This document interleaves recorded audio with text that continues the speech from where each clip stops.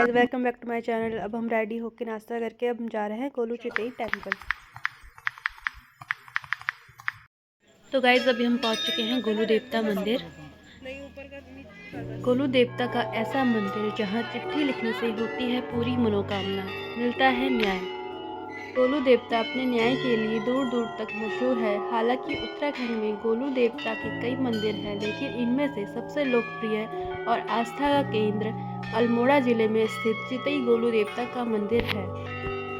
इस मंदिर परिसर में भक्तों की भीड़ और लगातार गूंजती घंटियों की आवाज़ से ही गोलू देवता की लोकप्रियता का अंदाजा लगाया जा सकता है। गोलू देवता को शिव और कृष्ण दोनों का अवतार माना जाता है। उत्तराखंड ही नहीं बल्कि विदेशों से भी गोलू देवता के इस मंदिर में लोग न्याय मांगने के लिए आते हैं। मंदिर की घंटियों को देखकर आपको इस बात का अंदाजा लगाया जा सकता है कि यहाँ मांगी गई किसी भी भक्त की मनोकामना कभी अधूरी नहीं रहती। मन्नत के लिए लिखना होता है आवेदन पत्र और मनोकामना पूरी होने पर चढ़ाई जाती है घंटियाँ। और अब यहाँ पे हमने दर्शन कर लिया और उसके बाद यहाँ पे इतनी लंबी लाइनें लग गई हैं, काफ़ी भीड़ हो रही है।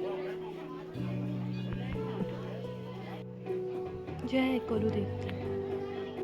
इतना ही नहीं, कई लोग तो स्टैम्प पेपर पर लिखकर भी अपने लिए न्याय मांगते हैं। मंदिर में लाखों अद्भुत घंटियों का संग्रह है। इन घंटियों को भक्त मनोकामना पूरी होने पर ही चढ़ाते हैं।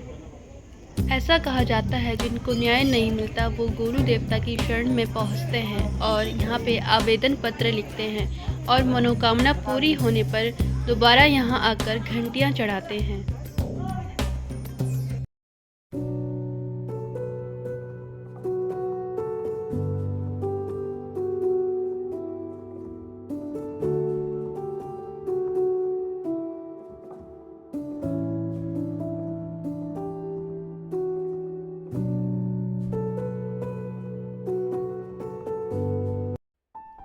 तो अब हम निकल रहे हैं यहाँ से दर्शन करने के बाद।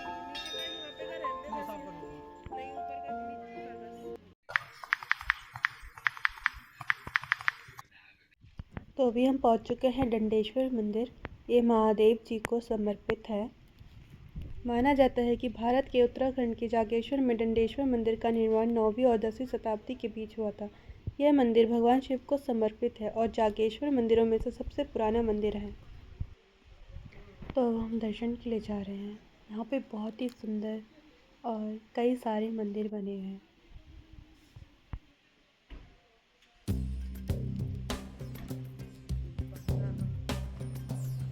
और फिर आगे चलकर बीच में नदी है, उसे पार कर सामने ही महादेव जी का मंदिर है।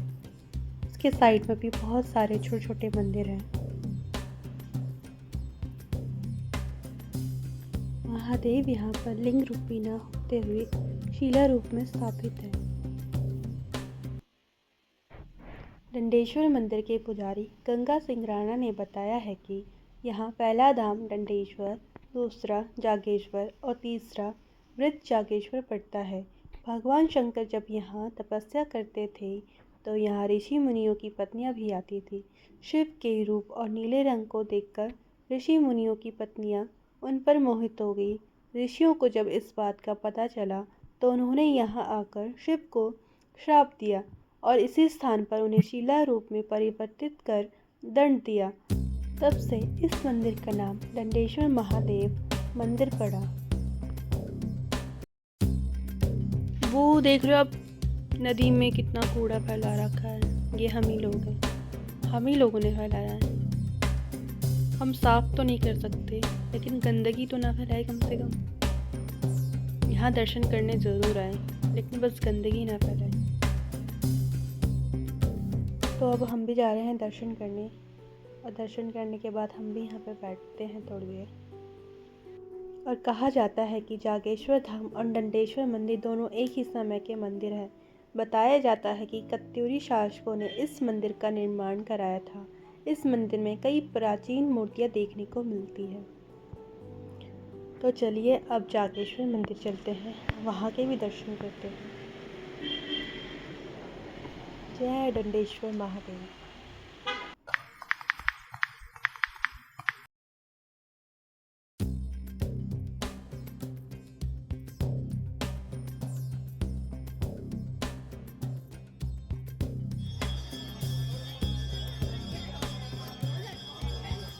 तो हम यहाँ आ गए हैं और हमने दर्शन भी बहुत अच्छे से कर लिए हैं। जागेश्वर धाम उत्तराखंड के अल्मोड़ा में घने जंगलों के बीच बसा हुआ भगवान शिव को समर्पित जागेश्वर धाम है।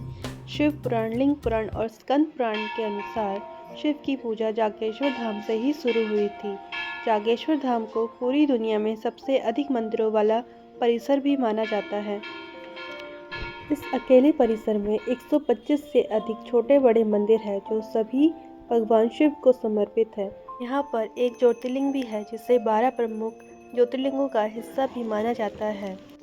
मान्यता है कि भगवान शिव और माँ पार्वती के युगल रूप के दर्शन मंदिर में स्थित नीचे से एक और ऊपर से 2 शाखाओं वाले देवदार के वृक्ष में भी कर सकते हैं।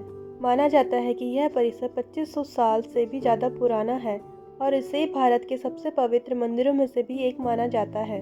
और यह भी कहा जाता है कि प्राचीन समय में जागेश्वर मंदिर में मांगी गई मन्नत उसी रूप में स्वीकार हो जाती थी। तीर्थ यात्रा के साथ साथ जागेश्वर धाम को बर्ड वॉचिंग के लिए भी जाना जाता है। और यह भी कहते हैं कि आदि शंकराचार्य ने 8वीं शताब्दी में इस मंदिर में ध्यान किया था। और अब यहाँ से दर्शन करने के बाद हम निकल गए हैं वृद्ध जागेश्वर धाम के लिए। लेकिन बीच में हमें बहुत ही सुंदर सी जगह दिखी जहाँ से हिमालय व्यू दिख रहा था।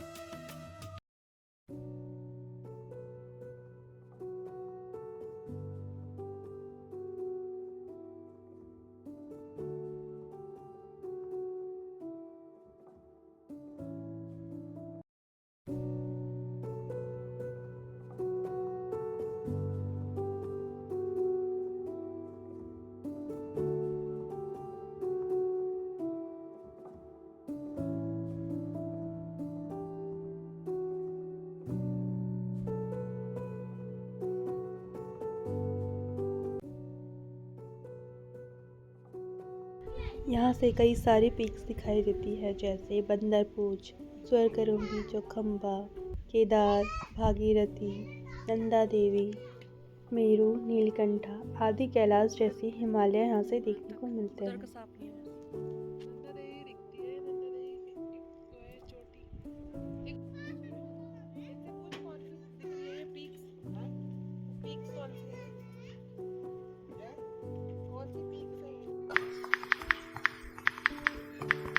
बंद है क्या?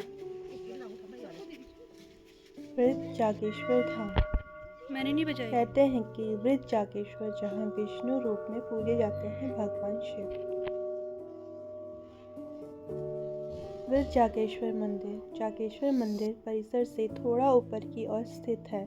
जागेश्वर से लगभग 3 किलोमीटर की ऊपर पहाड़ी पर स्थित और यहाँ पे बटुक भैरव और कुबेर देवता जी का भी मंदिर है। और कहते हैं महादेव जी ने राजा चंद्र को यहाँ पे वृद्ध जागेश्वर के रूप में दर्शन दिए और उनकी मनोकामना पूरी की। और यहाँ से हमें पंचाचोली, नंदा देवी, चौखंबा कई सारे पीक्स दिखाई देते हैं। कहा जाता है कि जागेश्वर धाम आने से पहले शिव का निवास स्थान यही था। उनसे निकलने वाली निरंतर शांति जागेश्वर और वृद्ध जागेश्वर दोनों के बारे में सबसे आकर्षण पहलुओं में से एक है। जय महादेव।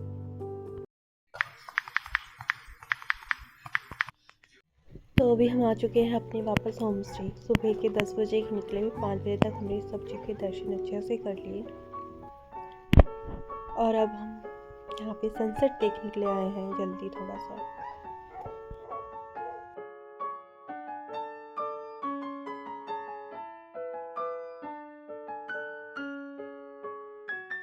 तो मैंने देखी तो है यूट्यूब पे उस पर देखी थी हमने। फिर हमने शाम का चाय नाश्ता किया और फिर हम बॉनफायर के लिए चले गए।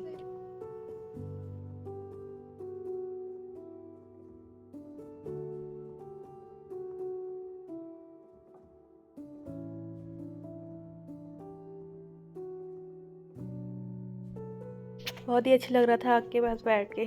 सर्दियों में आग मिल जाए तो फिर क्या ही बात है। और फिर उसके बाद हम चले गए खाना खाने और फिर उसके बाद फिर हम सो गए। Thank you for watching me. And तक देखने के लिए आपका बहुत बहुत धन्यवाद। बाकी आप आगे बने रहे, फिर मैं आपको और अच्छे प्लेसेस के बारे में दिखाऊंगी और बताऊंगी।